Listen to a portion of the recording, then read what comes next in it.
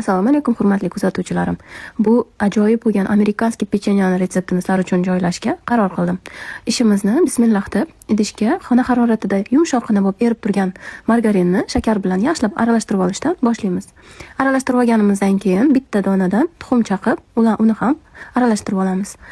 Tuxumlarimizni bittadan chaqib aralashtirib olamiz. Videoda ko'rsatilgandek har bittasini solib aralashtirib, yana solib aralashtirib, quruq masalarni solishni boshlaymiz. Quruq masalarni solganimizdan keyin vanilin, soda, un oz-ozdan solganimizdan keyin qo'limiz bilan ozgina-ozginadan solib aralashtirib olamiz. Birdaniga solib qo'ymanglar. Unimizni solib yaxshilab xamir qilib olganimizdan keyin shunaqa elastichniy yumshoq xamir bo'ladi. Ko'p sovurmanglar unni.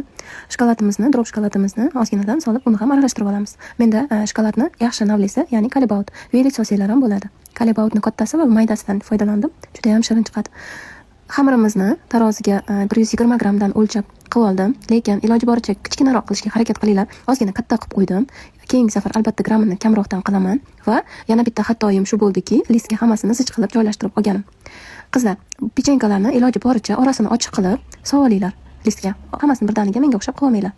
Keyin eng asosiy jarayonlardan yana bittasi, xamirimizni shunaqa qilib xolodilnikka 1 soatga qo'yib olamiz. 1 soatga qo'yib olganimizdan keyin duxovkaga qo'yib, past olovda eng tepasiga qo'ydim. Har doim pechenya tayyorlaganda iloji boricha past olovda duxovkani balandroq qismiga qo'yib tayyorlasanglar kuyib ketmaydi, singib pishadi va albatta o'xshab chiqadi. Hammaga yoqimli ishtaha, retsept yoqqan bo'lsa yurakchani bosib qo'yasizlar. Tekin-ku, hammaga rahmat.